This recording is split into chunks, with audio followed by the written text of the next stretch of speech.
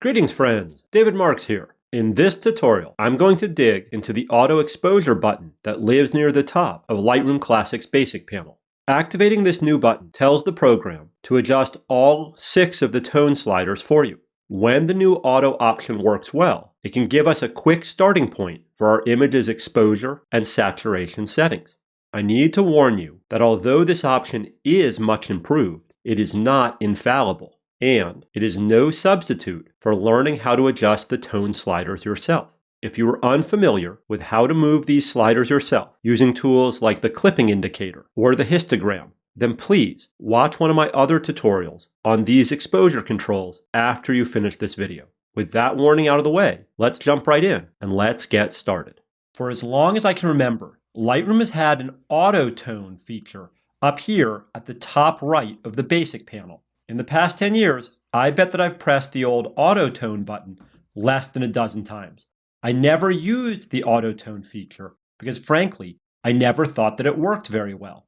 Jump forward to today and something very different, something very interesting is now going on with this feature.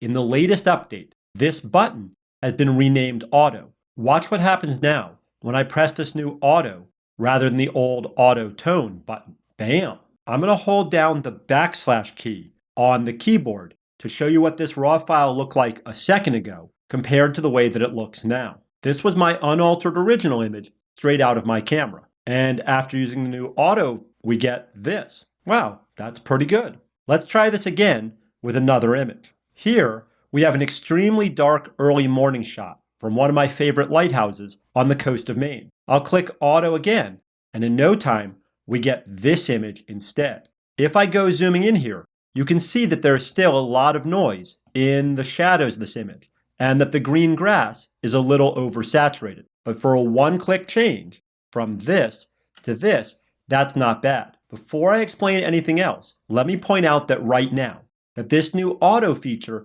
is only able to adjust some of the controls that live inside of Lightroom's basic panel. If noise reduction on this image, for example, was important, then we would still need to go to the Details panel and adjust these controls ourselves. In this case, I'll use the Alt-click trick.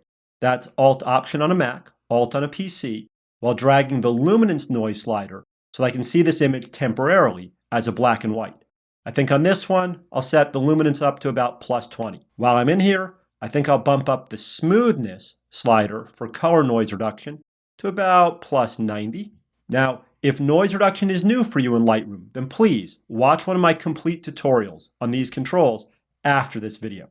The point that I'm trying to make is that the new auto switch only changes the sliders in the basic panel. So if your image needs noise reduction or lens correction or anything else, then don't fool yourself into believing that this new auto switch has magically made your image perfect. Likewise, if you look down here in the Presence section of the basic panel, you can see that the auto feature has changed both the vibrance and the saturation settings on this image. It's the combo of these two color intensity controls that are giving us that nice rich blue in the sky and that warm yellow glow at the horizon. It's the settings that the auto algorithm chose here that's also making the grassy lawn look oversaturated to me.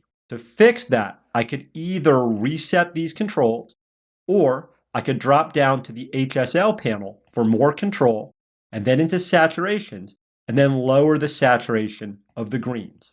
Let me press the letter Y on my keyboard at this point to show you what this image looked like straight out of the camera and what it looks like now after less than a minute of work in Lightroom. That's pretty amazing.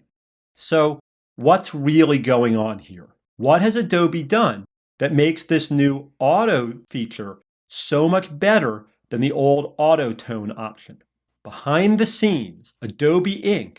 is pouring a lot of brainpower into a machine learning technology that they call Adobe Sensei. Now, full disclaimer, I don't work for Adobe, I'm not an investor, I'm not a software engineer, and I'm certainly not smart enough to be an expert on what's really going on here. But from what I understand, Adobe has built an advanced neural network machine that is capable of learning its own lessons from gigantic data sets. When this artificial intelligence machine is given enough info to sort through, it can begin to recognize patterns, and then it can teach itself to automate certain tasks. Adobe asked its supercomputer, which they're calling Sensei, to look at thousands and thousands of images that were processed by professional photographers using Lightroom. As it watched how these professional photographers tuned up their images, the Sensei system began to learn that most sunset images look good when they're tuned up this way, and that most portraits look good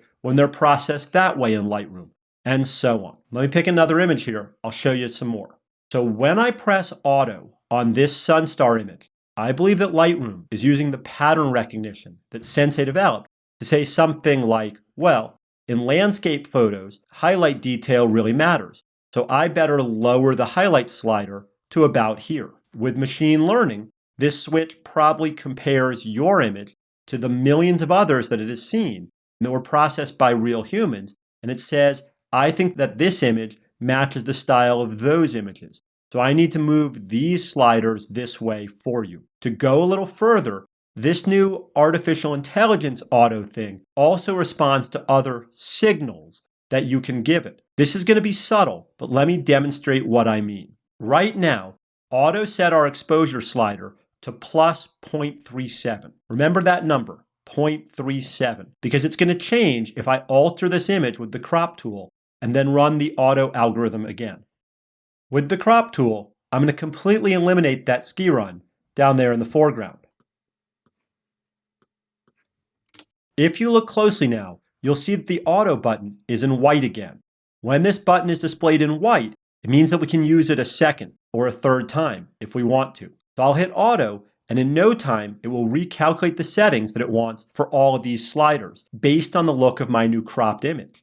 Notice now we have 0.53, where we had 0.37 before. Let me undo that crop. In fact, I'm going to hit the big reset button to undo everything. This time, I'm going to change the white balance for this raw file from as shot to shade. I think I'll bump the tint up a little bit here too, to about plus 20. When I click on the auto button this time, you'll see that we get slightly different results than we had before. Sure, the differences that you're seeing as I adjust this image and then hit auto are minor, but this is something that the old one-size-fits-all auto tone button never did. But it'll be lousy teaching if I were to tell you that the new auto feature works perfectly every time. In this image that I shot a few months ago at a mountaintop wedding, I want to point out that there is no clipping whatsoever right now in my histogram. Right now, this unaltered raw file has no inky blacks or paper white pixels, which means that we have some level of visible detail everywhere throughout this image. When I push the auto button on this one, you see how far it drives the exposure and the black slider down? For some reason here, auto pushes the exposure so far down that we start to lose detail in the groom's beard. Let me park the mouse over here on the black point warning triangle. See that area in blue? Those are the pixels in this image that are now black with no detail. And if you ask me, there's no reason for such a heavy-handed treatment on a portrait like this one. Of course, I could either bring the blacks or the exposure slider up myself, or I could hit reset and try this one again. Just because there's an auto button that works well now most of the time is no reason to forget my own image processing skills. In all honesty though, I had to hunt around for quite a while before I could find an image where the new auto results were this far off from what I was expecting. On most of the images that I tried, the results were decent, sometimes far better than I was expecting.